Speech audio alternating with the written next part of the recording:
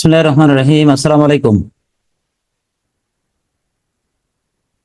সকল বন্ধু শুভাকাঙ্ক্ষী যারা আমাকে দেখছেন এবং শুনছেন তাদের সকলের প্রতি আন্তরিক অভিনন্দন, কৃতজ্ঞতা এবং সালাম জানাচ্ছি। আসসালামু আলাইকুম। আশা করি আল্লাহর অশেষ রহমতে আপনারা সবাই ভালো আছেন। তো আপনারা জানেন যে আমাদের আজকের লাইভ প্রোগ্রামটি পূর্ব নির্ধারিত। এই প্রোগ্রামটি আমরা নিয়মিত করে আসছি প্রায় বছর খানিক ধরে।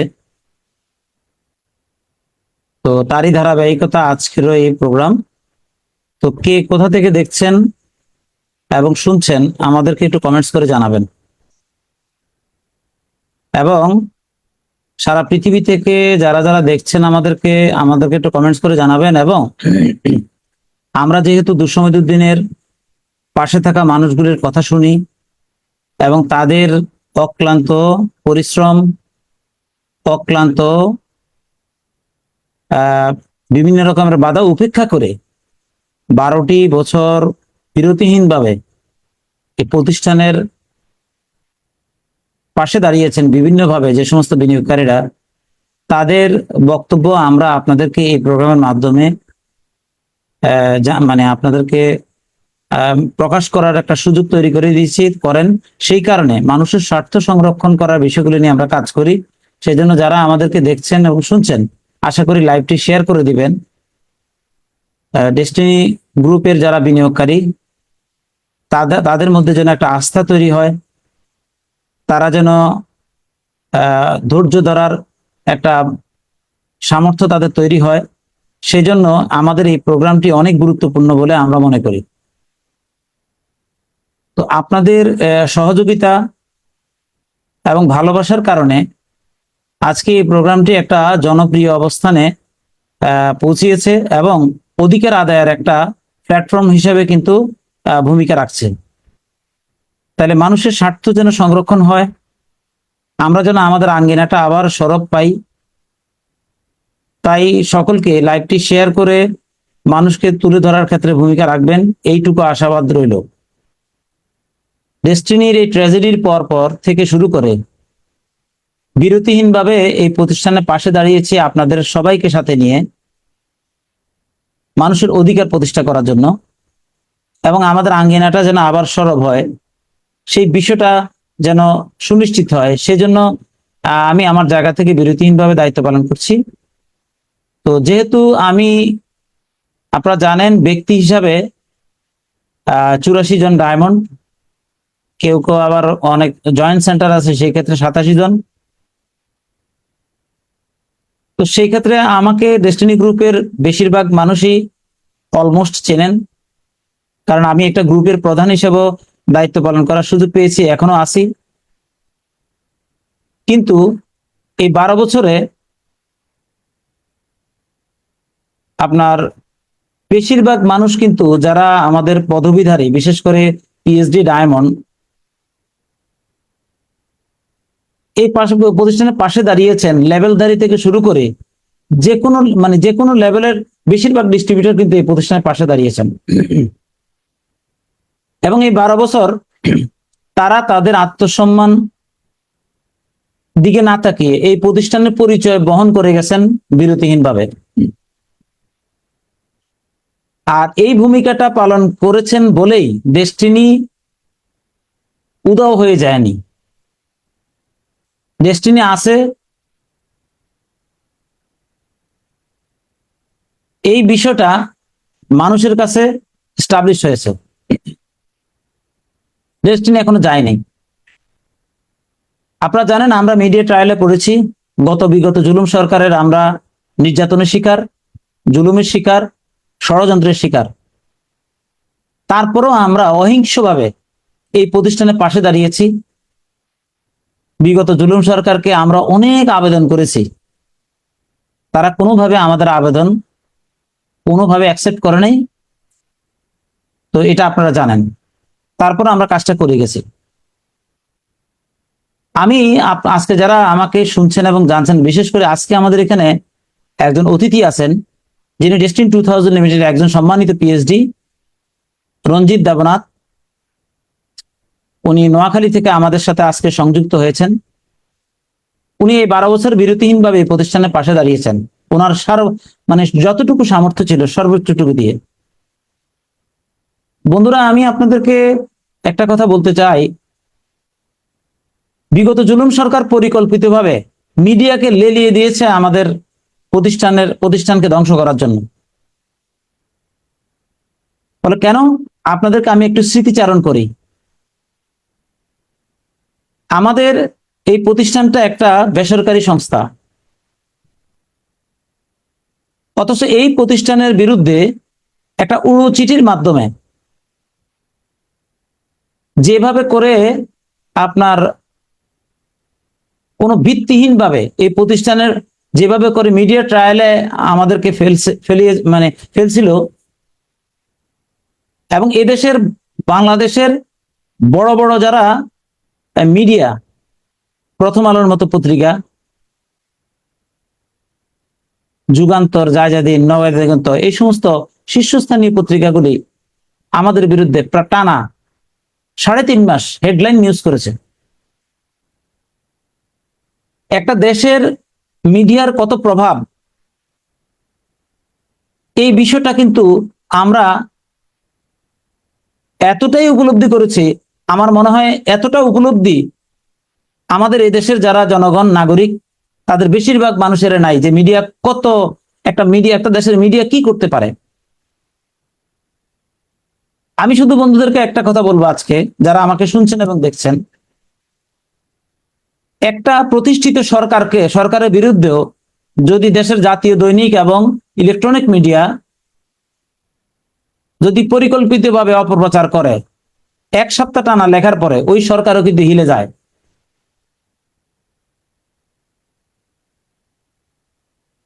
তাহলে এইরকম একটা প্রেক্ষাপটে আমরা একটা বেসরকারি সংস্থা, আমরা একটা বাণিজ্যিক প্রতিষ্ঠান, এই প্রতিষ্ঠানের বিরুদ্ধে টানা 3.5 মাস হেডলাইন নিউজ করেছে শীর্ষস্থানীয় পত্রিকাগুলি। এরপরও এই ডেস্টিনি ম্যানেজমেন্ট, বিশেষ করে রফিকুল আমিন স্যারের নীতি নৈতিকতা, মানুষের গড়ে তোলার যে একটা পরিকল্পনা বাস্তবায়ন করেছেন, মানুষকে তার দৃষ্টিভঙ্গি বদলানোর জন্য যে যে ভূমিকা রেখেছেন, মানুষ কিভাবে তার স্বপ্ন বাস্তবায়ন করতে পারে, মানুষ কিভাবে চাইলে নিজেকে উদ্যোক্তা হিসেবে দাঁড় করাতে পারে, এই বিষয়গুলো কিন্তু আমরা ওনার কাছ থেকে প্রশিক্ষণের মাধ্যমে পেয়েছি, এবং এটা একসময় ছড়িয়ে গেছে অনেকভাবে। মানুষের এই কৃতজ্ঞতাবোধ থেকে এত কিছু করার পরও ডেস্টিনিতে যারা সম্পৃক্ত তারা কিন্তু বিচলিত হয়নি, তাদের বিশ্বাসে কিন্তু আপনার চির ধরাতে পারেনি, এবং এটাই চিরন্তন সত্য। পরবর্তীকালে আপনারা জানেন বিরতিহীনভাবে বিভিন্ন রকম পরিস্থিতি তৈরি হয়, আর 12টা বছর এখানে এই প্রতিষ্ঠানে বিনিয়োগকারীরা আমাদের প্রতিষ্ঠানের পাশে সবাই ছিলেন, কিন্তু সবাই হয়তো 12 বছর থাকতে পারেননি। 12 বছর যারা ছিলেন তারা আসলেই এক্সেপশনাল, এতে কোনো সন্দেহ নাই। এবং আমি আরো বরাবর বলেছি যে ডেস্টিনির টিকে থাকা এবং আবার ইনশাল্লাহ ঘুরে দাঁড়ানোর যে প্রেক্ষাপট, এটা পৃথিবীর কর্পোরেট ইতিহাসে এক বিরল ঘটনা। এটা নিয়ে গবেষণা হবে। পৃথিবীর যত বড় বড় বিশ্ববিদ্যালয় আছে, এই ডেস্টিনির প্রেক্ষাপট, এই ঘুরে দাঁড়ানোর যে ইতিহাস, এটা নিয়ে আমি ব্যক্তিগতভাবে বিশ্বাস করি এটা নিয়ে গবেষণা হবে। কারণ আপনারা জানেন পৃথিবীর এই পরিবর্তিত পরিস্থিতিতে মানুষকে কতদিন মনে রাখে। তো সেক্ষেত্রে একটা বাণিজ্যিক প্রতিষ্ঠান আবার ফিরে আসুক, মানুষ তার হারানোর সম্মান ফিরে পাক, কর্মসংস্থান ফিরে পাক, এরকম একটি ঘটনা, বিরল ঘটনা। তো এই বিরল ঘটনাতে যারা ভূমিকা রেখেছেন তাদেরই একজন আজকে আমাদের অতিথি। তো আজকে সেই অতিথির কাছ থেকে, রঞ্জিত দেবনার কাছ থেকে আমরা তার কথা শুনবো। এই 12টি বছর উনি কিভাবে কাটিয়েছেন, কেন কাটিয়েছেন, আর উনি আসলেই ওনার কমিটমেন্টটা কি কমিটমেন্টের কারণে উনি আমাদের সাথে এই বিশেষ করে এই সংগ্রামের সাথে জড়িত ছিলেন, আমরা তার কথা শুনবো। আমি এখনই তাকে আমন্ত্রণ জানাবো, আর তার কথার সমাপ্তির পরে ডেস্টিনির সমসাময়িক প্রেক্ষাপট এবং আগামী দিনের ডেস্টিনি ঘুরে দাঁড়ানোর যে প্রত্যয়, এই বিষয় নিয়ে আমি সংক্ষিপ্ত একটা আলোচনা করে আমি আজকের লাইভটি এখানে সমাপ্তি টানবো ওনার বক্তব্যের পরপরই।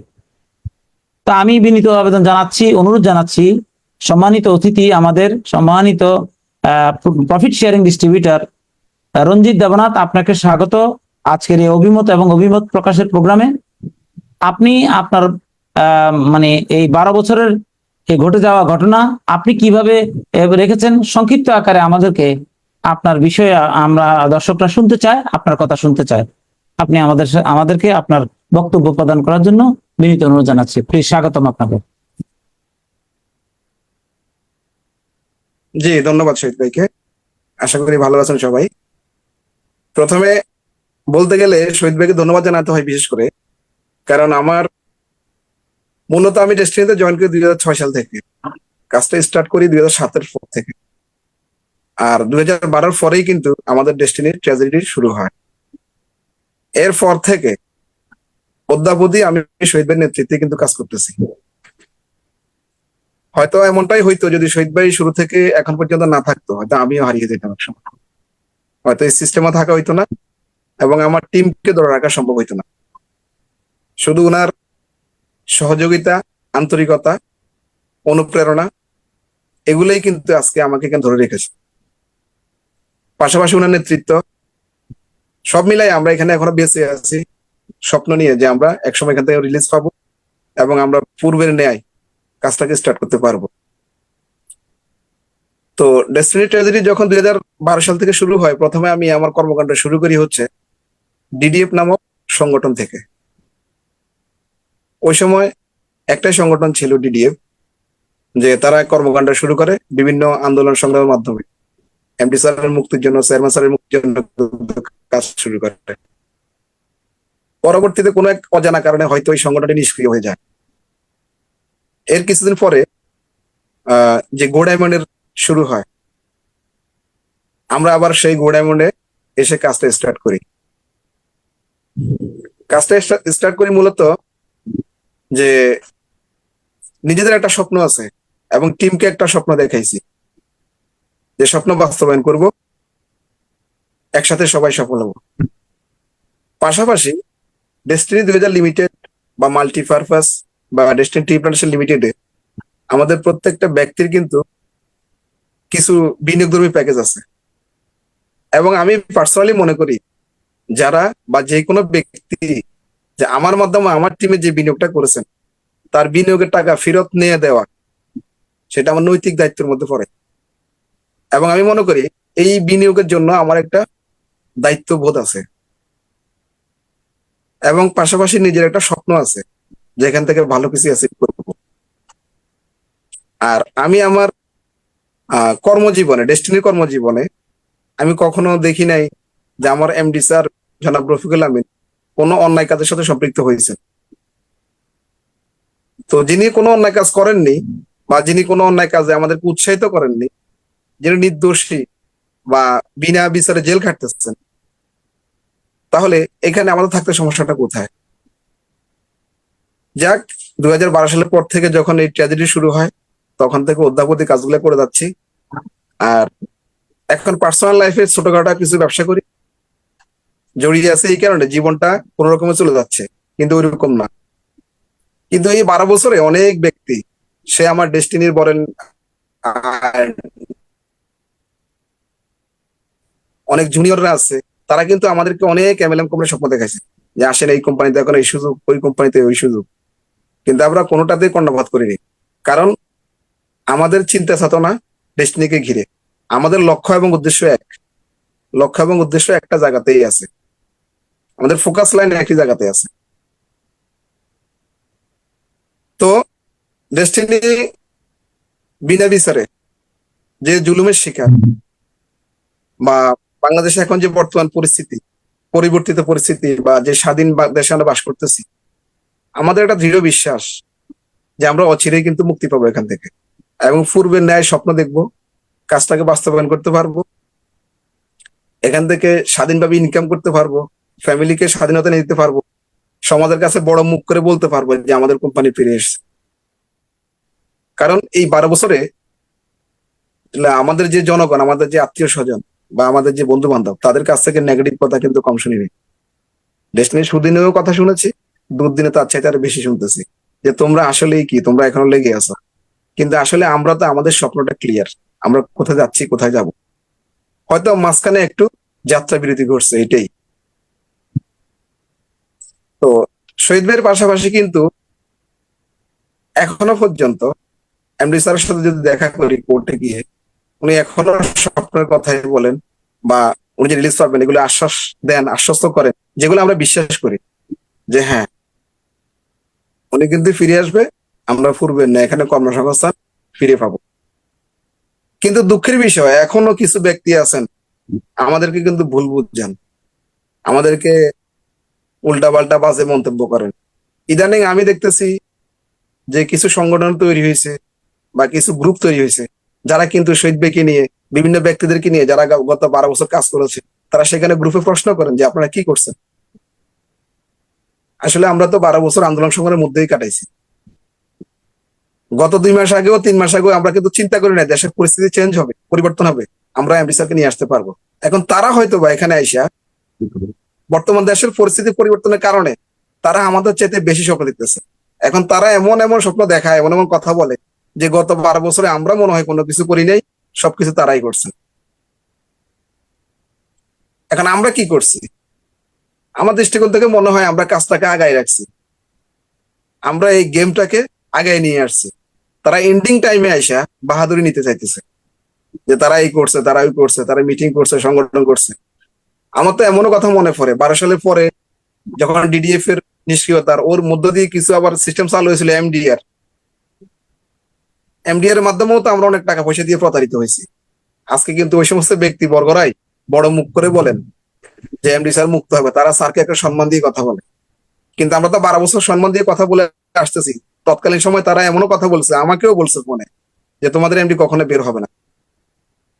এমন এমন কথা বলছে যে উনার লাস্ট বের হবে, কিন্তু উনি বের হবেন। এবং উনার খুব কাছের লোক, এমডি স্যারের খুব কাছের লোকরাই বলছেন যে উনি নাকি নিজেই জামিন চান না। আজকে সেই ব্যক্তি পোস্ট করেন যে এমডি স্যারের মুক্তি চাই। তো বিভ্রান্তিমূলক কথাবার্তা।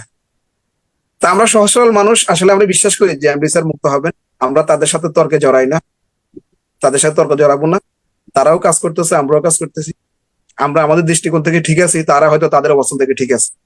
তবে তারা যেভাবে সমালোচনা করে বিষয়গুলা খুবই দৃষ্টিকটু, এবং বিভিন্ন গ্রুপে যে মন্তব্যগুলো করে, কথাবার্তাগুলো বলে যে আমরা কিছুই না এখানকার। হয়তো একটা সময় এমনও দেখতে পাবো যখন কোম্পানি চালু হবে যে তাদের ভিড়ে হয়তো আমরা হারাই যাবো। তা আমরা এই শহীদ ভাই নেতৃত্বে কাজ করতেছি।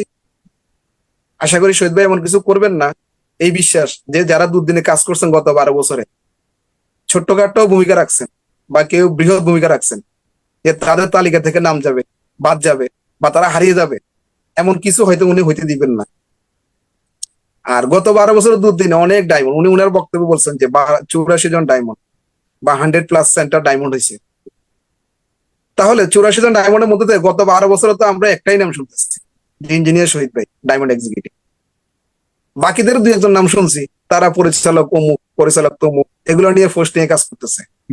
এবং অনেক ডায়মন্ডের সাথে কিন্তু আমি নিজেও পার্সোনালি কথা বলছি, তারা নিজেরাও বিশ্বাস করে না যে এমডি স্যার মুক্ত হবে। অবাক করা কথাবার্তা, তারা নিজেরাও বিশ্বাস করে না যে এমডি স্যার মুক্ত হবে। কিন্তু এখন হাসি তাদের পোস্ট দেখে যে তারা বলে এমডি স্যার মুক্ত হবে। আর একটা গুরুত্বপূর্ণ বিষয় হচ্ছে, গত 2 দিন আগেও আমার এক আপনার আমাকে মেসেঞ্জারে নক দিয়েছেন, উনি আমাকে পরামর্শ দিচ্ছেন যে আমি যেন আমার টিমের লোকজনের সাথে যোগাযোগ রাখি, ভুল বুঝিয়ে অন্য জায়গায় নিয়ে যাচ্ছে। কিন্তু ওই আপলাইনও বা ওনাদের মতো আপলাইনটাও বিশ্বাস করেননি যে এমডি স্যার মুক্ত হবে।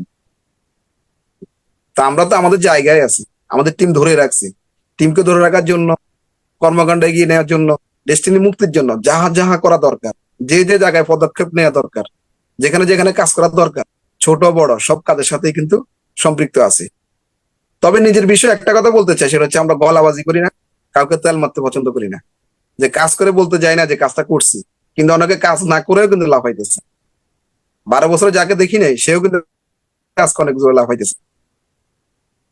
তো আমার এখানে কমিটমেন্ট এবং কমিটমেন্ট হচ্ছে এটা যে আমি আমার টিমকে আমার নেতৃত্বের মাধ্যমে একটা সুন্দর অবস্থান নিয়ে যাব, সফলতার জায়গায় নিয়ে যাব, এবং এনবিসারের মুক্তির মাধ্যমে সকলের বিনিয়োগের টাকাটা এখান থেকে আমাদের নেতৃত্বের মাধ্যমে সুন্দরভাবে পৌঁছায় দেব।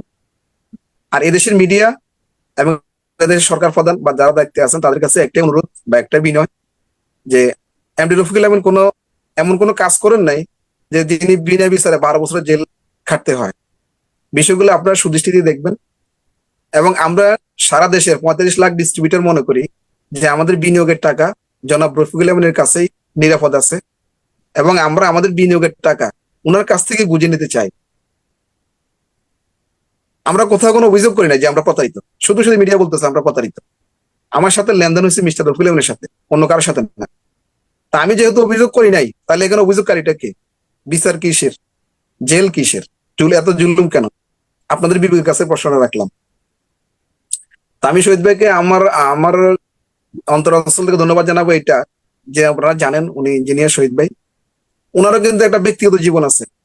উনি সবকিছু জলাঞ্জলি দিয়ে কিন্তু আমাদের সফলতার জন্য এবং ডেস্টিনির মুক্তির জন্য এই 12টা বছর জনগণের বিভিন্ন কথাবার্তা শুনে অনেক লাঞ্ছিত হয়ে, আমি জানি পার্সোনালি উনি অনেকভাবে লাঞ্ছিত হয়েছে, অনেক জায়গায় অনেক কথাবার্তা শুনি। আমি আজকে একটা ঘটনা শুনছি যে ওনাকে মার্কেটিং হয়েছে অনেক বিষয় নিয়ে। তাহলে উনি কেন কাজটা করতেছে? আর আমরা শুধু শুধু কি করতেছি? ওনাদের গিবত করতেছি যে ওনারা কাজ করতেছে না। কিন্তু আমরা দেখতেছি কি ওনারা স্যারের মুক্তির জন্য আপ্রাণ চেষ্টা করতেছেন, বিভিন্ন জায়গায় দৌড়াদৌড়ি করতেছেন, নিজের ফ্যামিলিকে বাদ দিয়েও কিন্তু এই সেক্টরের পিছনে সময় দিচ্ছেন। প্রত্যেকটা মানুষের তো বা একটা সম্মানিত জীবন থাকে, তাহলে আমরা তাকে কিন্তু কথাবার্তার মাধ্যমে সম্মানটা না দিয়ে অসম্মানিত করতেছি। তো আমরা সবাই বিবেকবান মানুষ, এগুলো আমাদের বিবেক দিয়ে চিন্তা করব, কথাবার্তা বলতে একটু সাবধানতা অবলম্বন করব। কারণ উনি একজন ডায়মন্ড মানুষ, কালকে যখন ডেস্টিনি মুক্তি পাবে ওনাকেই কিন্তু আমি বস বলতে হবে, স্যার বলতে হবে, কেমন ডায়মন্ড মানুষ। আর ডেস্টিনি মুক্ত হবে, ডেস্টিনিতে আমরা কাজ করব, এই প্রত্যাশাটা রাখি, এবং এমডি স্যারের নেতৃত্বে আমরা কাজ করব,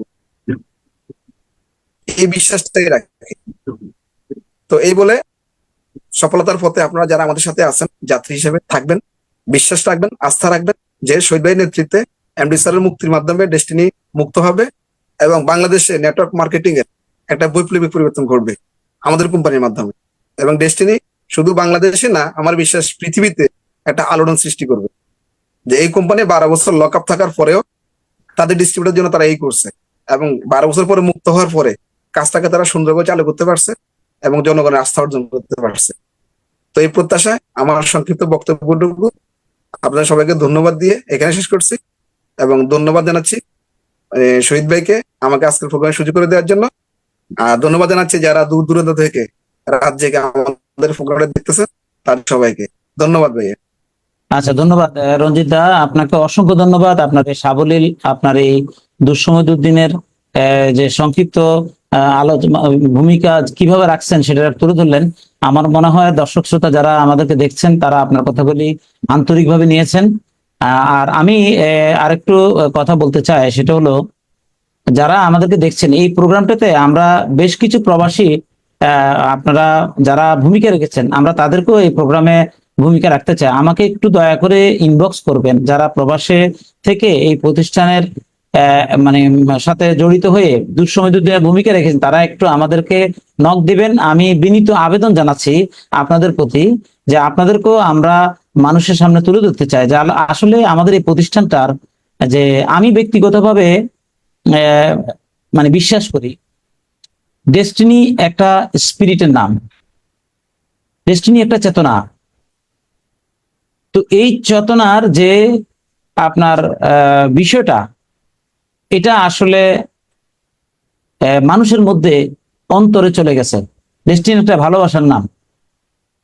ডেস্টিনিতে আমরা যারা বিরতিহীনভাবে কাজ করেছি আগে থেকেই, আমরা যে কর্ম পরিবেশ পেয়েছি, এই কর্ম পরিবেশের যেই আনন্দ, যে গতিশীল জীবন, আনন্দময় জীবন ছিল, এইটা কারো কারো পক্ষেই আসলে ভোলা সম্ভব না। কারণ জীবন কিন্তু সবারই যায়, কিন্তু এইভাবে মানুষের পাশে দাঁড়িয়ে, মানুষকে গড়ে তোলার মাধ্যমে, মানুষকে সহযোগিতা করার মাধ্যমে নিজেকে সফল করার যে এত চমৎকার এক পরিবেশ যেটা রফিকুল আমিন স্যারের নেতৃত্বে তৈরি হয়েছিল, সেটা আসলে কারোই ভোলার নাই। একটা ভালোবাসার জায়গা তৈরি হয়েছিল।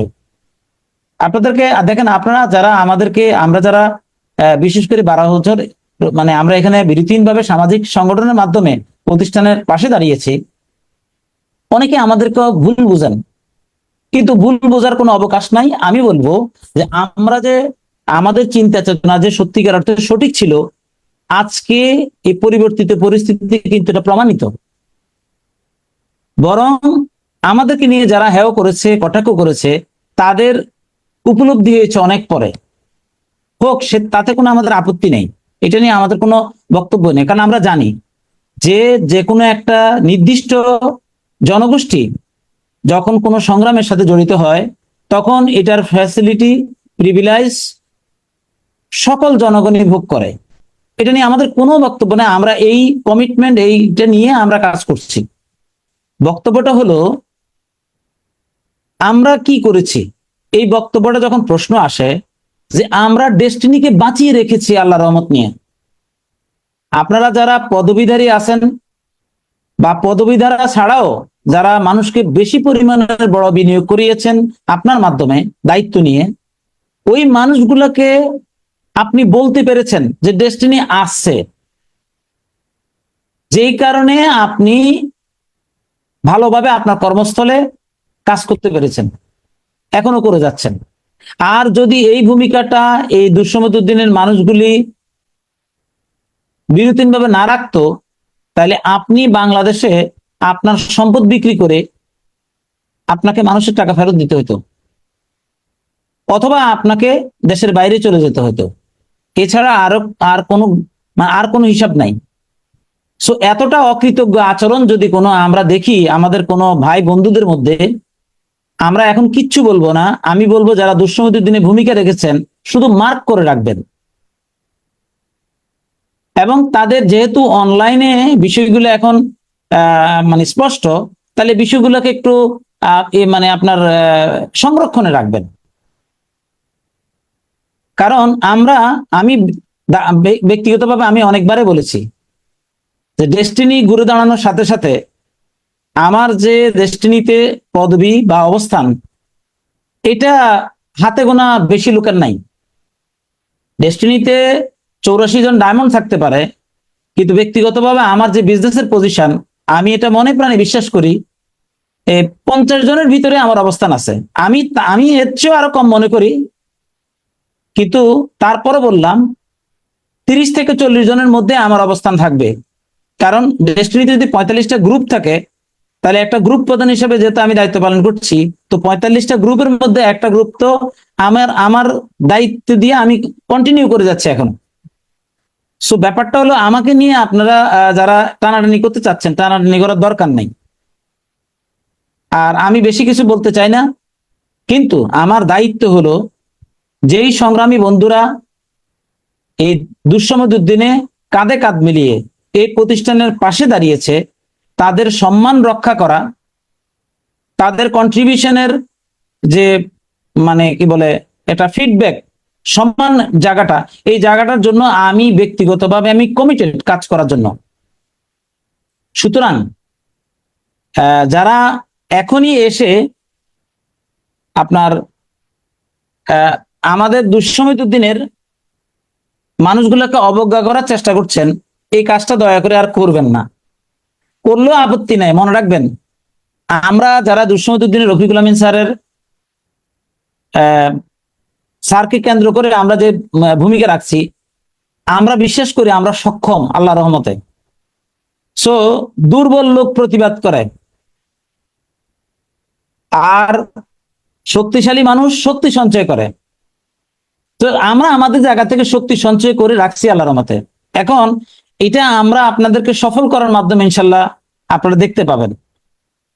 এবং আমি আরেকটা কথা বলতে চাই, আমি গত ইয়েতেও বলেছি যে আমরা যারা দুঃসমতুদ্দিন আছেন, রফিকুল আহমেদ স্যারের কমিটমেন্ট, আল্লাহ যদি স্যারকে হায়াতে বাঁচিয়ে রাখে, এই মানুষগুলোকে সম্মানিত করার দায়িত্ব উনি নিয়েছেন।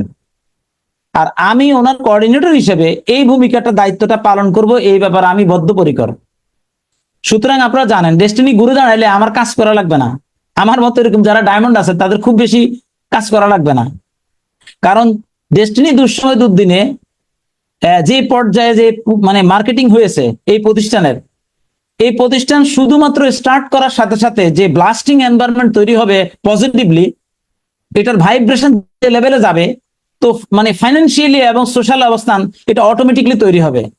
তো আমার দায়িত্বই থাকবে দুঃসময়ের জন্য যারা ভূমিকা রেখেছে, স্যার যেহেতু কমিটেড, স্যারের হয়ে আমি কোঅর্ডিনেশন করে আমি এই ভূমিকাটুকুই পালন করব। এটাই আমার কাজ, এটাই আমার দায়িত্ব। আর আমি আরেকটা কথা আমার কাছে খুব অবাক লাগে, এবং আমি মনে করি রফিকুল আমিন স্যারের একটা দুর্ভাগ্য আছে। সেটা কি, ওনার যারা শেয়ার হোল্ডার, এরা তো ওনার আসলে এই ইতিহাস তো অন্তত অনেকে না জানলেও আমি অন্তত জানি, যেহেতু আমি 2001 সাল থেকে বিরতিহীনভাবে আছি। এখন অনেকে মনে করতেছে কোম্পানির দুর্দিনে কি হওয়ার কারণে, ক্রাইসিসের কারণে টাকাটা দিছে। আরে ভাই, রফিকুল আমিন স্যার ওই ক্রাইসিসে এই সুযোগটা তৈরি করে দিছে। রফিকুল আমিন স্যার নিজে চাইলেও ওই টাকা কি করতে পারতো, অ্যারেঞ্জ করে দিতে পারতো। এই টাকার জন্য সবাই কিন্তু শেয়ার হোল্ডার হয় নাই, এটা সত্য। এবং ভাগ্যবানদের মধ্যে ছিল তারা যারা এই ভূমিকাটা পালন করছে। কারণ রফিকুল আমিন স্যারের কনসেপ্ট কি? কনসেপ্ট হলো উনি মালিকানা কক্ষিগত না করে সবার মধ্যে ছড়িয়ে দিচ্ছেন। এবং শুধু তাই না, আপনি খেয়াল করে দেখবেন আপনারা, বাংলাদেশে প্রায় 3000 পিএইচডি, এর পদবিটার নাম কি? Profit sharing distributor. তার মানে মূল মালিকানায় আর্টিকেল অফ মেমোরেন্ডামে না রাখতে পারলেও কোম্পানির প্রফিট যারা বিনিয়োগ মানে যারা এই প্রতিষ্ঠানের পাশে মানে ভূমিকা রেখেছেন আপনার সম্প্রসারণের ক্ষেত্রে, মার্কেটিং এর ক্ষেত্রে, তাদেরকে উনি মালিকানা কি অংশ দিয়েছেন একটা পদবীর মাধ্যমে। তাহলে এটা পৃথিবীতে বিরল ঘটনা। এবং রফিকুল আমিন স্যার এমন ব্যক্তি বাংলাদেশে আপনার কি বলে ভূমিকা রেখেছেন। জাস্ট এ মিনিট, একটা মিনিট। আপনার কি বলে ভূমিকা রেখেছেন।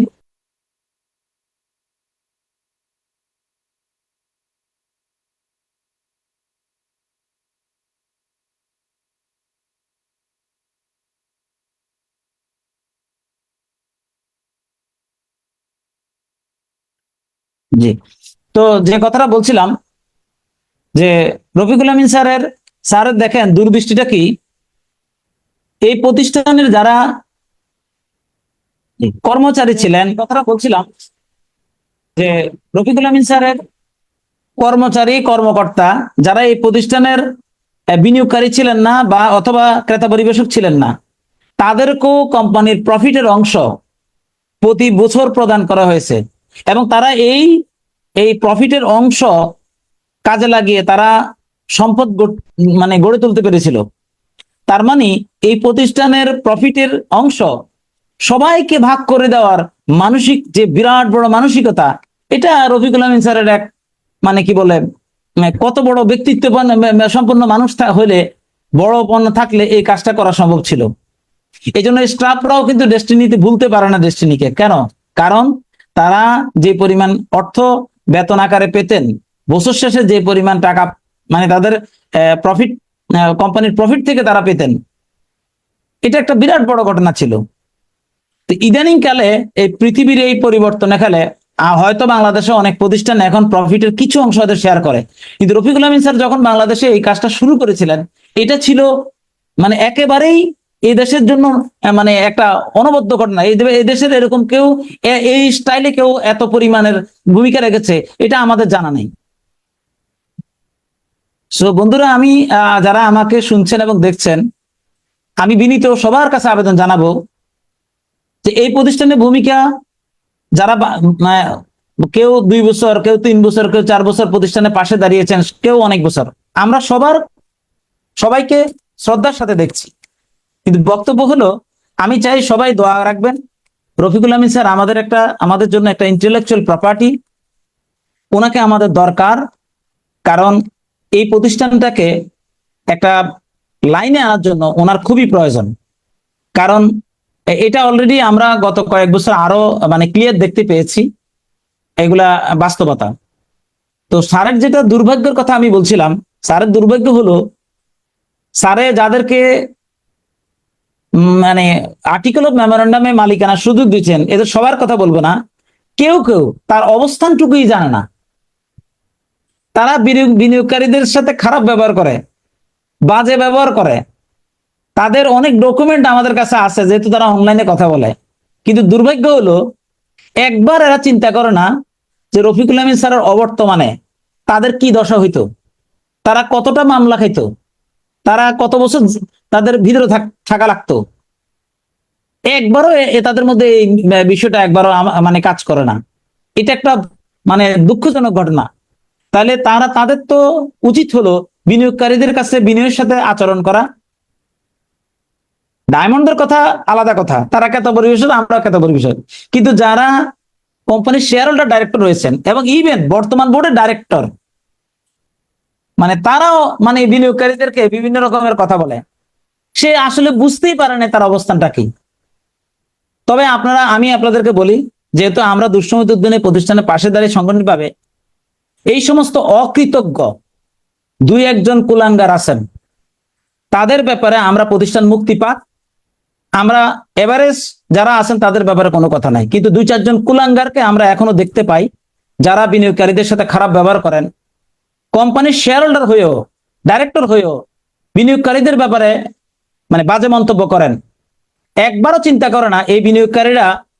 আমি আপনাদের বলি, বিশেষ করে এই প্রতিষ্ঠানের দুঃসময়ে লোকালি যারা স্থানীয়ভাবে ভালো পারিবারিক অবস্থান, ব্যক্তিত্বশালী মানুষ, তারা তাদের সম্পদ বিক্রি করে মানুষের টাকা ফেরত দিয়ে দিয়েছেন, এরকম অনেক মানুষ আছে। কিন্তু সেই তুলনায় এই প্রতিষ্ঠানে যারা মালিকানার সাথে জড়িত ডাইরেক্টলি, তারা কিন্তু বিনিয়োগকারীদের সেই পরিমাণ রোষালনে তারা পড়ে নাই। তারা হয়তো তাদের আত্মীয় স্বজনের টাকা যেটা বিনিয়োগ হয়েছে তারা হয়তো এটা পড়তে পারে, কিন্তু মাছ পিপলের যেই রোষানল, তারা কিন্তু এটা মোটেও পড়ে নাই। আর আমরা এটা পড়তে দিও নাই, কারণ আমরা সম্প্রীতিতে বিশ্বাসী। আমরা সাংগঠনিক ভূমিকা রেখেছি। সে কোন দলের, কোন গ্রুপের, কোন জায়গার, এগুলি আমরা কখনোই কোনো রকমের মাথা ব্যথা করি না। তাহলে এই অকৃতজ্ঞ কিছু কুলাঙ্গার, তারা এখনো তাদের যে মানে তাদের যে অভিব্যক্তি, যেটা তারা প্রকাশ করে, আমি আজকের এইখান থেকে ক্লিয়ার করে বলতে চাই যে তাদের ব্যাপারে আমরা বিনিয়োগকারীরা আমরা অসন্তুষ্টি প্রকাশ করছি। তবে আমরা রফিকুল আমিন স্যারের মুক্তি পাক, প্রতিষ্ঠান মুক্তি পাক। এই দুই চারটা কুলাঙ্গার যেগুলা মানে আমাদের এই বিষয়টাকে অবজ্ঞা করার চেষ্টা করছে, তাদের ব্যাপারে কিন্তু আমাদের একটা বক্তব্য থাকতেই পারে। আমরা সবার ব্যাপারে কোনো কথা বলবো না। তাহলে এই বিষয়টা এটা আমাদের হক, কারণ আমরা এই প্রতিষ্ঠানের ব্র্যান্ডিং করে আসছি।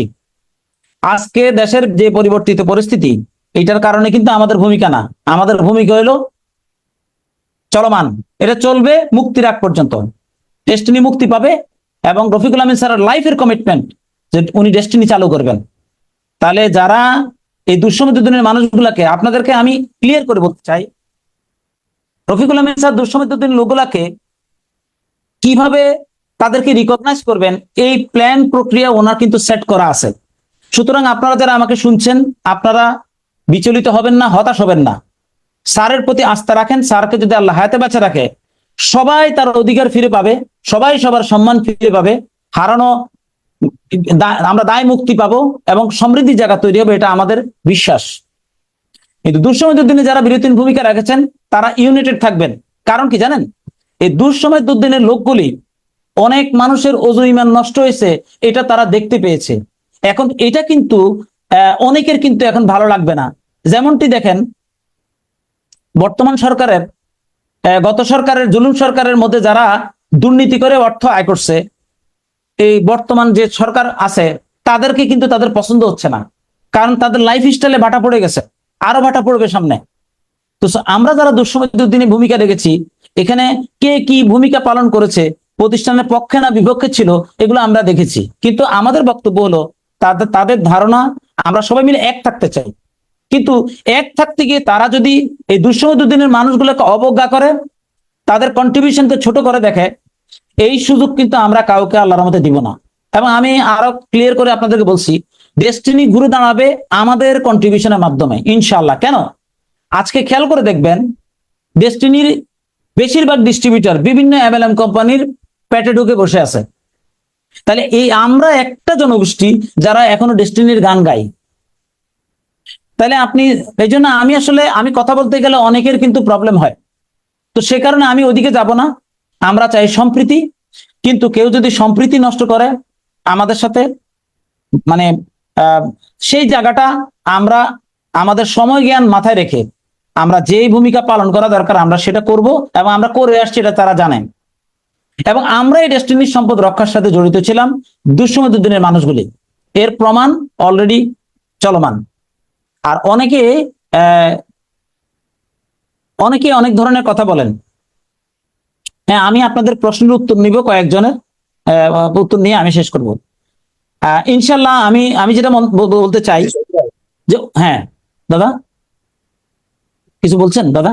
আমি আপনার কথার রেশ ধরে একটা কথা বলতে চাই আর কি, জি যে জি আপনি প্রবাসীদের যে কথাটা বলছেন, জি আমাদের অনেক প্রবাসী ভাই বন্ধু শুভাকাঙ্ক্ষী আছেন যারা কিন্তু দুর্দিনে অনেক পিএইচডি ডায়মন্ড থেকেও আমি মনে করি বেশি ভূমিকা রাখছেন। আপনারও জানা আছে, আমিও অনেক লোককে চিনি এরকম, যারা আমরা যে ইনকাম করার স্বপ্ন দেখি, অনেক লোক কিন্তু ইউরোপে থেকে তার চাইতে বেশি ইনকাম করে, কিন্তু ওখান রাইট। থেকে বসে স্বপ্ন দেখে যে ডেস্টিনি মুক্তি পাবে, সে ব্যক্তি স্যারের সাথে কাজ করবে। এমন অনেক লোক কিন্তু আমাদের সাথে আছে, যিনি কিনা হয়তো পিএইচডি হয় না, এক্সিকিউটিভ হয় না, হয়তো সাইকেলদারি, কিন্তু একজন ডায়মন্ড থেকে, একজন পিএইচডি থেকে উনি কিন্তু কোম্পানির জন্য অনেক বড় ভূমিকা রাখছে গত 12 বছর। এমন অনেক প্রবাসী আছে। তা আপনার বক্তব্যের জন্যই কথাটা বললাম, তাদেরকেও দেখবেন সুযোগ করে দেওয়ার জন্য, জি জি ইনশাল্লাহ। তাদের আমি পরিচয়টা দিয়ে। আমি আজকে ডিক্লেয়ার করছি, আমি যারা প্রবাসে আছেন, আমাদের মানে দুঃসময়দুদ্দিনের প্রতিষ্ঠানে পাশে দাঁড়িয়েছেন, আমি বিনীত আবেদন জানাচ্ছি আমাকে একটু ইনভেস্ট করবেন। আগামী আগামী লাইভ প্রোগ্রামটি আমি প্রবাসী অন্তত 2জন প্রবাসীকে আমি সুযোগ দিতে চাই আমাদের এই প্রোগ্রামে কথা বলার জন্য, যারা তাদের এত শ্রমগামের মাঝেও তারা এত মানে কি বলে মানে ইয়ের মাঝেও তারা আমাদের এই প্রতিষ্ঠানের পাশে দাঁড়িয়েছেন, অনলাইনে ভূমিকা রেখেছেন, অফলাইনে ভূমিকা রেখেছেন, প্রতিষ্ঠানে মামলা পরিচালনার ক্ষেত্রে ভূমিকা রাখেছেন। এটা কিন্তু বিরাট বড় ঘটনা কিন্তু। তো এটা অবশ্যই আপনার সাথে আমি সহমত পোষণ করি। ইনশাল্লাহ আমি আগামী নেক্সট প্রোগ্রামে 2জন প্রবাসীকে যারা আমাদের দুঃসময়দুদ্দিন আছেন তাদেরকে আমি এই প্রোগ্রামে কথা বলার সুযোগ তৈরি করে দিতে চাই, এবং তাদের অভিব্যক্তি তারা প্রকাশ করুক, এটা আমি চাই। জি ধন্যবাদ ভাইয়া। জি থ্যাংক ইউ। হ্যাঁ থ্যাংক ইউ। তো যাই হোক, আমি আর দীর্ঘায়িত করব না। আপনাদের যদি কোনো প্রশ্ন থাকে করবেন। আর একটা বিনীত অনুরোধ আমার থাকলো, এই যে আমরা আমাদের দুঃসময়দুদ্দিনে যে বিষয়গুলা মানুষগুলোর কথা বলি, এই মানুষগুলোর কথা কিন্তু আপনি এটা শেয়ার করে সবাইকে ছড়াই দিবেন। আমরা কিন্তু চাই সবাই থাকুক, কিন্তু এটা না, আপনি যেটা বলছেন রঞ্জিতদার কথা প্রসঙ্গে আমার কথা আসছে যে দুঃসময়দুদ্দিন লোক হারিয়ে যাবে না, এই ঘটনাটা এত সহজ হবে না ইনশাল্লাহ, এটা আপনি মাথায় রাখবেন। আমি বলি, কারণ এই মানুষগুলোকে কিভাবে রিকগনাইজ করতে হবে সেটা আমাদের সাংগঠনিক প্ল্যানও আছে, পাশাপাশি রফিকুল আমিন স্যারও কমিটেড। সুতরাং এইটা আপনি যে যত কথাই বলুক, এটা কিন্তু হিসাব ভিন্ন। হুম আর কে কত ঘন্টা সময় এখানে মানে দেওয়ার মানসিকতা রাখে এটা আমরা কিন্তু জানি, অসুবিধা নাই। আমরা চাই সবাই আমরা ইউনাইটেড হয়ে একটা পক্ষ হয়ে কাজ করি। আর এখন যে অনেক ডায়মন্ড আমার সাথে কথা হয়েছে পার্সোনালি, তারাও রফিকুল আমিন স্যারের মুক্তি চায়, তারাও রফিকুল আমিন স্যারের পক্ষে কাজ করতে চায়। ওয়েলকাম, স্বাগতম। ব্যাপারটা হলো আমরা বিষয়গুলো নিয়ে আসলে যদি কথা বলতে চাই, কথা অনেক কথা, আমরা ওদিকে যাব না। যাই হোক, যেটাই হোক, কারণ আসলে হয় কি জানেন, এই দুনিয়াতে কেউ কিন্তু আসলে অপমানিত হতে চায় না। এটা মানুষের একটা বেসিক বৈশিষ্ট্য। কিন্তু মানুষের কর্ম, মানুষের অবস্থান, মানুষকে বিভিন্ন অ্যাক্টিভিটিস তাকে সম্মানিত করে আবার অসম্মানিত করে। তো এই জিনিসটা মানে আমরা কাউকে অসম্মান করতে চাই না, কিন্তু জানার কথা যে যারা দুঃসময়দুদ্দিনে এই গান মানে এই ডেস্টিনির এই মানে কি বলে গান গেয়ে গেছেন, তাদেরকে আপনার রিকগনাইজ এত কষ্ট হইলে হবে না। কিন্তু আমাদের কিন্তু এই 12 বছর অনেক কম এক জনম, এটা আমরা কিন্তু খুব ভালোভাবে দেখছি আল্লাহর রহমতে। আমাদের এটা একদম স্পষ্ট দেখা হয়ে গেছে। আর যাই হোক, এবং আমি আরেকটা কথা এখানে ক্লিয়ার করতে চাই, যেমন অনেকে স্যারের ব্যাপারে উপরে ঠিক আছে স্যার, কিন্তু আমি দেখি ভিতরে ভিতরে আবার স্যারকে নিয়ে আবার মারাত্মকভাবে এখনো সমালোচনা করে। আল্লাহর রাস্তায় এটা আর করেন না। আমি আজকে ক্লিয়ার করে বলে দিই, হয় আপনি পক্ষে থাকেন নাহলে বিপক্ষে থাকেন, আপনার স্বাধীনতা। কিন্তু হিপোক্রেসি কোনো আচরণ যদি কেউ করে, আর এটা যদি আমাদের কাছে প্রতিমান হয়, আমরা বিষয়টাকে আমাদের কাছে যদি মানুষ জানতে চায়, কারণ আপনারা যখন নেগেটিভ কথা বলেন স্যারের ব্যাপারে, তখন মানুষ আমাদেরকে প্রশ্ন করে। এখন আমরা কিন্তু এই বিষয়টা পরিষ্কার করে দিব, কারণ এটা আমাদের দায়িত্ব, এই দায়িত্ব আমরা নিয়েছি এবং এই দায়িত্ব আমরা পালন করে যাচ্ছি। সুতরাং আমি চাই আপনি হয় পক্ষে থাকেন বিপক্ষে থাকেন, এটা আপনার ব্যক্তিগত বিষয়, এটা নিয়ে আমাদের কোনো আপত্তি নেই। আর অলরেডি আমি যতটুকু জানি বেশিরভাগ ডায়মন্ডের মধ্যে এখন একটা কমিটমেন্ট তৈরি হয়েছে যে রফিকুল আমিন স্যারকে প্রয়োজন, না হলে এই প্রতিষ্ঠান কেউ চালাতে পারবে না। কারণ ডেস্টিনি যারা বর্তমানে যারা ডাইরেক্টর আছেন কোর্ট থেকে অ্যাপয়েন্টেড এবং আমাদেরও ডেস্টিনি যারা শেয়ার হোল্ডার আছেন, তাদেরকে স্যার, তারা আগে স্যারকে ব্লেম দিয়েছিল যে স্যার প্রতিষ্ঠান পরিচালনার ক্ষেত্রে সহযোগিতা করতেছে না বা চায় না, অথচ তারা স্যারের সাথে সেভারাল টাইমস মিটিং করছে, স্যার বেশ কিছু গাইডলাইন দিছে, তারা একটি গাইডলাইনও মানে ফলো করে নাই। আমরা এটার কোনো ফলপ্রসূ দেখি নাই, এটা আমরা দেখি নাই। আর আরো একটা বেশি বলতে চাই, ডেস্টিনির বোর্ডে যারা বর্তমান আছেন আমি তাদেরকে উদ্দেশ্যে বলতে চাই, এই যে ডেস্টিনিতে অনেক ঘটনা ঘটেছে, অনেক গাছ চুরির ঘটনা ঘটেছে, আপনারা আমাদেরকে কেন এটা স্পষ্ট করেন না এটা কারা জড়িত? কিন্তু আমরা আপনাদেরকে বলতে চাই, আমরা যেহেতু সংগঠন করি সম্পদ রক্ষার সাথে জড়িত, এগুলি ডকুমেন্ট আমাদের কাছে কিন্তু একেবারে চলে আসছে।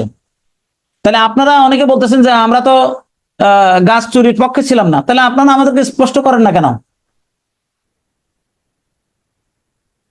আমাদের হক আছে এটা জানার, কারণ এই সম্পদ রক্ষার ক্ষেত্রে যে এখানে বিনিয়োগকারীরা যে লাঞ্ছিত হয়েছে, এবং আমি বলবো অনেক বোর্ডের অনেক ডাইরেক্টর শেয়ার হোল্ডার বা ডাইরেক্টর শেয়ার হোল্ডার নাই, কোর্ট অ্যাপয়েন্টমেন্ট যারা আছেন, তারা এই দুঃসময়ের দিনে প্রতিষ্ঠানের পক্ষে যারা সম্পদ রক্ষার সাথে জড়িত ছিল, তাদেরকে যারা নির্যাতন করছে তাদেরকে তারা পৃষ্ঠপোষকতা দিয়েছেন। আমি আশা করি তারা অনুতপ্ত হবেন ওই ঘটনার কারণে, এবং হয়ে প্রতিষ্ঠানের রফিকুল আমিন স্যারের নেতৃত্বে কোঅর্ডিনেশনে এক হয়ে আবার প্রতিষ্ঠান দাঁড়ানোর ক্ষেত্রে সবাই ভূমিকা রাখবেন। আমাদের একই চাওয়া, আমাদের একটাই চাওয়া। আর আমি সবার উদ্দেশ্যে বলছি, আমি লাইভে প্রায় বলি যে রফিকুল আমিন স্যারের জন্য খাস করে দোয়া করবেন। এই মানুষটাকে আমাদের প্রয়োজন, ওনাকে যেন আল্লাহ আমাদেরকে সুস্থভাবে আমাদের মাঝে ফিরে আনে, এটাই আমাদের চাওয়া। জয় আমাদের ইনশাল্লাহ হবেই, এবং এই জন্য হয়তো আমাদের কটা দিন আর অপেক্ষা করা লাগবে। হ্যাঁ, আসাদুজ্জামান আসাদ ভাই, আলিস সেন্টারে খোলা আছে, শেয়ার হোল্ডার আলিস সেন্টারে আসেন, তাদের সাথে বসেন। ভাই তারা তো তাদের সাথে বসবো, তারা তাদের যে দাম্ভিকতা, তাদের যে অদ্যুত্বপূর্ণ আচরণ, তারা তো আমরা যারা দুঃসমুদ্রের দিন আছে তারা তো আমাদেরকে নিয়ে বাজে মন্তব্য করে। এখন এই বাজে মন্তব্য জবাব তো ভাই এখন দেওয়ার টাইম না। তাদের সাথে আমাদের সম্প্রীতি নষ্ট হোক, এটা আমরা চাই না, আমরা তো এটা চাই না এটা।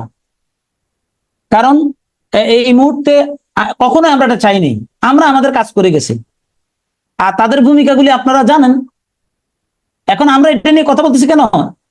তারা অনুতপ্ত হয়ে যদি মানে সঠিক যে রাস্তা সেই রাস্তায় যদি আসে ওয়েলকাম, না আসলেও তাদের ব্যাপার।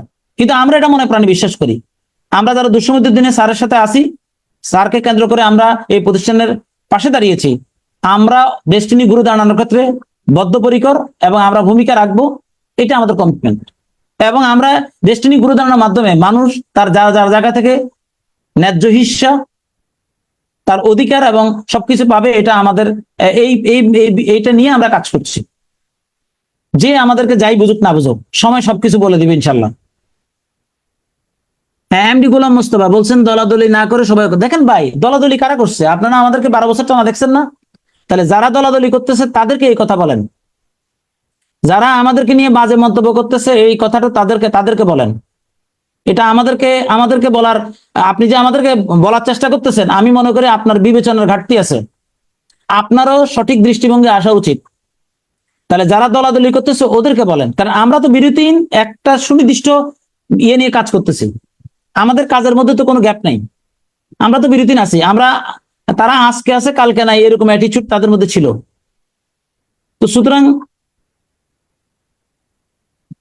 হ্যাঁ, আশরাফুল আমিন যে নতুন উদ্যোগ, এখানে আশরাফুল আমিন ভাইয়ের কথা আমি যদি বলতে যাই, আমি ওনার সাথে বসছিলাম এবং আমি ওনার সাথে অনেকগুলি কথা বলছিলাম, এবং আমি সব কথা যদি ওনার সাথে এখন ডিসকাস করতে যাই, তাহলে ওনার সাথে আমার যে ওনার সাথে এবং অন্যদের সাথে যে সৌহার্দ্যপূর্ণ যে পরিবেশ, এটা নষ্ট হবে। আমি আসলে এটা চাই না। আমি চাই যে রফিকুল আমিন স্যার বেরিয়ে আসুক, আর ওনার উদ্যোগ, ওনার ব্যাপারে উনি কি উদ্যোগ নিছেন, ওনার প্ল্যান কি, এটা আপনারা জানেন, আর আমাদের প্ল্যান কি আপনারা এটাও জানেন। সো ওনার উদ্যোগে বরং এই আমরা তো বিরতিহীন উদ্যোগ নিছি, আর ওনার উদ্যোগটা কি আমরা এটা স্পষ্ট না আমাদের কাছে। তো সো উনি আমাদের আমাদের উদ্যোগের মধ্যে যদি কোনো ঘাটতি থাকে বলুক, আর উদ্দেশ্য প্রণোদিতভাবে যদি আমাদের কার্যক্রমের সাথে যদি প্রশ্নবিদ্ধ করার চেষ্টা করে, সে ব্যাপারে আমরা সোচ্চার আছি। যদি আমাদের কোনো কার্যক্রমে প্রশ্নবিদ্ধ করার চেষ্টা করে, তাহলে যাদের প্রশ্নবিদ্ধ আচরণ ছিল, প্রশ্নবিদ্ধ ভূমিকা ছিল, এটা আমরা পুরো ডেস্টিনির 45 লাখ মানুষের কাছে স্পষ্ট করে তুলে ধরবো, কারণ এটা আমাদের দায়িত্ব। তো আমরা এটা চাই না। তো আমরা চাই বরং আমাদের অ্যাক্টিভিটিস সম্বন্ধে তারা তো জানে না, তারা প্রয়োজন আমাদের সাথে জানুক যে আমরা কি অ্যাক্টিভিটিস করি, কি ভূমিকা। এখন তারা যদি মনে করে আমরা ভুল করছি, আরে আপনি কি বলতেছেন, আমাদের কথা বলার সুযোগ দেন, তখন আপনি বুঝবেন যে আমরা ভুল করছি না সঠিক করছি। আজকে এই যে হাজার হাজার মানুষ ডেস্টিনি গান গায়, এটা এমনি এমনি কোনো ঘটনা না, ঠিক আছে? সো আমি আপনাদেরকে বলতে চাই যে আমরা বিরতিহীন ভাবে আছি, এবং আপনারা জানেন, যেহেতু আমরা বিরতিহীন ভাবে অধিকার আদায়ের জন্য আসি, সংঘবদ্ধভাবে আমাদের যারা দুঃসমৃদ্ধির দিনে তারা আছে, হাজার হাজার ডিস্ট্রিবিউটর, ইভেন আমি বলবো লাখো লোক আমাদের সাথে জড়িত আছে। আর আমি তাদের বিষয়গুলো নিয়ে আমি কথা বলতে চাই না, শুধু এইটুকু বলতে চাই, রফিকুল আমিন স্যারের পক্ষে যদি তারা কাজ করে আমরা তাদের সাথে আসি, আর যদি না করে তারা তাদের ব্যাপারে করুক, আমাদের কোনো আপত্তি নেই সেটা নিয়ে।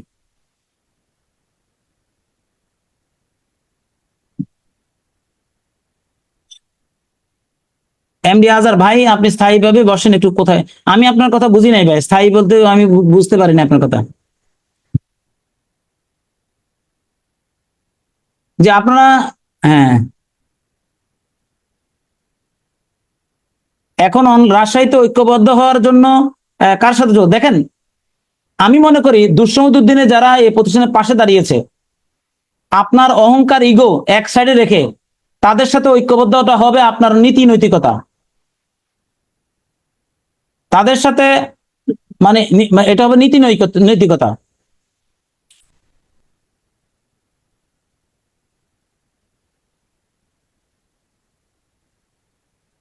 হ্যাঁ, আগে তো শেয়ার হোল্ডার ডায়মন্ডদেরকে এভাবে দেখা যায়নি। আপনাদেরকে দেখেছি, আপনাদের কাছ থেকে সব হঠাৎ এত। হ্যাঁ ভাই, আসুক। আর দেখেন দেখেন একটা কথা কি, যে কোনো একটা অ্যাক্টিভিটিজে আমি আজকে আপনাদেরকে আমার মানে এক্সপিরিয়েন্স থেকে একটা কথা বলতে পারি। ইংরেজিতে একটা কথা আছে, বা আপনার লিডারশিপে একটা কথা আছে, সেটা হলো কি, লিড বাই এক্সাম্পল। তো এখন একজন নেতৃত্ব মানে আমরা যেটা মনে করি নেতৃত্ব মানে হলো সেবা প্রদান করা, নেতৃত্ব মানে হলো নেতাগিরি করা না। এই বাংলাদেশে যে রাজনীতির যে ট্রেডিশনাল যে নেতাগিরি, সেই নেতাগিরি আমরা চর্চা করি না, আমরা ওই নেতাগিরির ধারে কাছেও নাই। আমরা মনে করি নেতৃত্ব হলো এমন এক জিনিস, যিনি সেবা প্রদান করবেন, এবং সেবা প্রদান করার যে গ্রহণযোগ্যতা অথবা কৌশল, উনি এটা রপ্ত করে মাছ পিপলকে সেবা কিভাবে প্রদান করতে হয় এই বিষয়টা প্রোভাইড করবেন। আমরা এই লিডারশিপে বিশ্বাস করি। আমরা কখনো ওই এই লিডারশিপে বিশ্বাসই করি না যে মানে ইয়ে করা।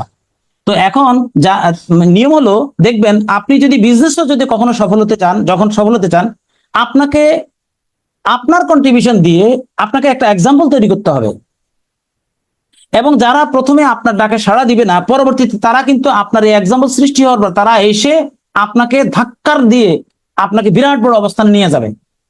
এটাই কিন্তু সিস্টেম। ঠিক তদ্রুপ আমি আপনাদেরকে বলতে পারি, এই আমরা দুঃসমৃদ্ধির এই মানুষগুলা একটা লিড বাই এক্সাম্পল হিসেবে রফিকুল আমিন স্যারের আমরা কিন্তু ভূমিকা দেখেছি বলে অনেকে এখন আমাদের ব্যাপারটা এখন স্পষ্ট যে না, আমরা রাইট ট্র্যাকে আছি। তো তার মানে একটা গোষ্ঠীকে রাইট ট্র্যাকে থাকার জন্য ভূমিকা রাখতে হয়, তখন বাকিরা তাদের দৃষ্টিভঙ্গি বদলায়। আর একটা কথা মনে রাখবেন, অতি চালাক, বেশি বুদ্ধিমান, অতি চালাক মানুষগুলি তারা প্রথমে কিন্তু কি করে না, আপনার ডাকে সাড়া দিবে না। যখন আপনি এক্সাম্পল সৃষ্টি করবেন, তখন আপনার চেয়ে যোগ্য লোক আপনার সাথে কাজ করার প্রত্যয় ব্যক্ত করবে। এটাই প্রকৃতির নিয়ম, এটাই সিস্টেম। সো আপনি এই দুঃসমৃদ্ধির লেভেলদারে লোকেরা কাজ করছে, এখন আমাদের ডায়মন্ড পিএইচডি বা শেয়ার হোল্ডাররা তাদের মধ্যে স্বপ্ন আরো স্পষ্ট হয়েছে। তো এটার কারণ হলো একটা এক্সাম্পল সৃষ্টি করা হয়েছে, এটাই হলো মূল কারণ। আজকে যদি আমাদের এই বেল্টটা না থাকে, তারা এইদিকে আসতো কিনা, কারণ তাদের তো একটা তারা তো লোকে পাবে কিনা, কারণ সব তো এমএলএ, বিভিন্ন এমএলএম কোম্পানির পকেটে চলে গেছে। তাদের তো ডাকলে যে লোক পাওয়া যাবে সেই জায়গাটা তো নাই ওরকম, এটা তো বাস্তব। আর যারা বেশি ভালো জায়গা আছে তারা তখন কেউ আসতেছে না, ঠিক আছে? তো এটা হলো বাস্তব কথা। হ্যাঁ, যাই হোক, আসুক। আমাদের প্ল্যান হলো সবাই এই প্রতিষ্ঠানের স্টেক হোল্ডার, সবাই যার যার জায়গা থেকে ভূমিকা রেখে আবার আমরা ঘুরে দাঁড়াই, এটা আমাদের চাওয়া। এটা নিয়ে কোনো ইয়া না, কিন্তু এটা হলো প্রকৃতির নিয়ম। আপনি যখন এক্সাম্পল সৃষ্টি করবেন তখন অন্যরা এসে আপনাকে রিকগনাইজ করবে এবং আপনার মতের সাথে ইয়ে করবে। তাহলে প্রথমে আপনি যখন শুরু করবেন তখন কিন্তু আপনার মতের সাথে নাও থাকতে পারে, এবং এটাই বাস্তব। এবং দেখেন, আমি আপনাদের বলি, আমার জায়গা থেকে যে ডেস্টিনি যারা বর্তমান বোর্ডে আছেন, আমি কিন্তু আমার জায়গা থেকে, আপনারা জানেন, তারা যখন তাদের কার্যক্রমটা করে আমি কনস্ট্রাকটিভ ক্রিটিসাইজ করার চেষ্টা করেছি। আমার একটা স্পষ্ট বক্তব্য ছিল যে আপনারা প্রতিষ্ঠানের পাশে সঠিক ভূমিকা রাখেন, মানুষ আপনাদেরকে গ্রহণ করবে। কিন্তু এই ভূমিকা না রেখে আপনি যদি উল্টাপাল্টা রফিকুল আমিন স্যারের চরিত্র হনন করার মানে মানসিকতা রাখেন, তাহলে তো হবে না ভাই। এবং আমরা এটাই দেখতে পেয়েছি, এটাই নির্মম সত্য, এটাই ইতিহাস। তো এই জায়গাতে শুধু দ্বিমত করছি, বলছি যে আপনি প্রতিষ্ঠানের পাশে দাঁড়ান না, কারণ আমি তো ডেস্টিনি একজন ডায়মন্ড, আমার দায়বদ্ধতা আছে, আমি একটা গ্রুপের প্রধান, তাহলে আমার গ্রুপে অনেক বিনিয়োগ, ওই দায় দায়িত্ব নিয়ে তো আমি আসি। তাহলে আপনারা মানে ভূমিকা রাখেন। ইভেন আমি লাইভে বলছি, ভাই আপনারা কোম্পানি অডিটটা কমপ্লিট করেন। বরং আমি তো মনে করি ডেস্টিনি যারা বিনিয়োগকারী, পিএইচডি ডায়মন্ড যারা আছেন, এই বর্তমান বোর্ডে যারা আছেন, তারা কেন প্রতিষ্ঠান পরিচালনা করলো না, তাদেরকে কাঠগড়ায় দাঁড় করানো উচিত। সেই জায়গায় দায়িত্ব না পালন করে তারপরেও কিছু ডাইরেক্টরের যে বাজে আচরণ, আমার কাছে একটা ভিডিও ক্লিপ আসছে, আমি একজন ডায়মন্ডকে অলরেডি বলছি যে এই ধরনের বক্তব্য দিয়েছে একজন শেয়ার হোল্ডার, যেটা অলরেডি আমার কাছে একজনের ক্লিপ পাঠিয়েছে। তো এদের এই ঔদ্ধত্যপূর্ণ আচরণ এখনো যাচ্ছে না। তো এইরকম ঔদ্ধত্যপূর্ণ আচরণ যারা করে বিনিয়োগকারীদের, দেশটি আবার ইনশাল্লাহ ঘুরে দাঁড়াবে। ব্যাপারটা এরকম নাই, এই দেশের ছাত্র জনতা কিন্তু অনেক কিছু দেখাই দিছে, এই দেশের ছাত্র জনতা কিন্তু অনেক কিছু দেখাই দিছে, এবং এটাই বাস্তব। ডেস্টিনিতে শুধুমাত্র রফিকুল আমিন স্যার থাকলে একরকম, না থাকলে আরেক রকম, এবং এটা সকল ডায়মন্ড শেয়ার হোল্ডাররা এখন রিয়েলাইজ করছে, এবং এটা আমাদের সার্থকতা। আমরা তাদেরকে ওয়েলকাম জানাই এই রিয়েলাইজেশনের জন্য, আমরা তাদের বিপক্ষে না। কিন্তু দুঃসমত দিনের মানুষগুলার কর্মকাণ্ডকে কটাক্ষ করার যে মানসিকতা, এটা যদি কেউ আবারও রাখে, তাহলে আমরা এখন কিছু বলবো না। আমরা সময় জ্ঞান মাথায় রেখে চলি, এবং সময় জ্ঞান অনুসারে আমরা সঠিক পদক্ষেপ নিব, এবং আমরা সফল হওয়ার মাধ্যমে কিন্তু জবাব দিব। আমরা তাদের মতো অ্যাটিটিউড কিন্তু রাখি না। আর দুই একজনকে যারা উদ্যত্তপূর্ণ আচরণ করছে তাদেরকে গার্ড দেওয়া, মানে আমরা যেহেতু সংগঠন করি, আমরা ম্যানেজমেন্টের কাছে তাদেরকে কাঠগড়ায় দাঁড় করানোর ব্যাপারে আমরা আবেদন রাখতেও পারি। আবার তারা যদি অনুতপ্ত হয় সে ব্যাপারে হয়তো আমরা মানে পিছনেও ফিরতে পারি, সেটা দেখা যাবে তাদের আচরণের উপরে। তাহলে আমরা বিনিয়োগকারীরা এখনো পর্যন্ত তাদের সাথে যে ধরেন মানে আমরা যে কোনো স্টেপ নিই নাই, তারা তো এই জন্যই তো নফল নামাজ পড়ে পড়ে তাদের জীবন শেষ করা দরকার, কিন্তু তারা এটাও বুঝতেছে না। যাই হোক, হ্যাঁ, আর প্রশ্ন মোটামুটি এসে গেছে।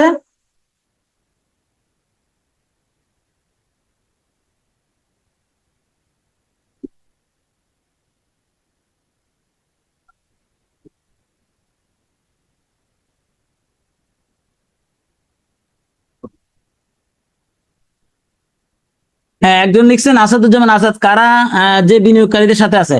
দেখেন, যখন আপনি যখন খোলা চোখ দিয়ে দেখবেন আর আপনি যখন রিয়েলাইজ করবেন বিনিয়োগকারীরা কি করেছে, তখন আপনি বুঝতে পারবেন। কারণ এই 12 বছর তো এখানে কি হয়েছে, আপনার ডেস্টিনি বিনিয়োগকারীরা তো জানে না অনেকেই, যে এই প্রতিষ্ঠানকে লুণ্ঠন করা যে পায় তারা হয়েছে, এটা যে অলরেডি লুণ্ঠনকারীদের পকেটে চলেই গিয়েছিল। যে আমরা যারা মানে প্রতিষ্ঠানের পাশে ছিলাম, আমাদের কারণে যে তারা এটাকে গিলে খেতে পারে নাই। এখন আপনারা যারা মানে এখন নজর দিচ্ছেন, তারা তো এটা চোখে দেখবেন না, তারা যখন পরিষ্কার পুরোপুরি জানবেন না। এখন আমরা এগুলো বলতে গেলে বলবেন যে আপনারা ক্রেডিট জানেন, আর এটা তো ইতিহাসের নির্মম সত্য, ক্রেডিটের কিচ্ছু নাই। তাহলে বিনিয়োগকারীদের আজকে সম্পদ যেগুলো দেখতেছেন, এই এক টঙ্গির জায়গা দখল নিলে বাকি জায়গা আর কেউ রাখতো না, ওই টাকা দিয়েই বাকি জায়গাগুলি প্রশাসন কিনে সবকিছু করে ফেলতো। তো যাই হোক, থ্যাংক ইউ। আশা করি আসাদুজ্জামান আসাদ আপনি ইতিহাসটা ভালো করে জানবেন, তাহলে আপনি বুঝতে পারবেন বিনিয়োগকারীদের সাথে কে ছিল। হ্যাঁ, তাহলে আপনি ভালোভাবে বুঝতে পারবেন আজকের যে স্বপ্ন সবাই মিলে দেখতেছে, এটার যে মানে ভূমিকা, এটা বিরতিহীনভাবে যারা রেখেছে, সংগঠনের সাথে যারা জড়িত 6টি সংগঠনে, এটা তাদেরই অবদান। আর বাকিদের কথা তো আমি কত লাইভে বলেছি। এখন আমি এগুলো বারবার বলতে চাই না, বারবার বললে বলবো যে এগুলা নিয়ে কেন ইয়ে করি।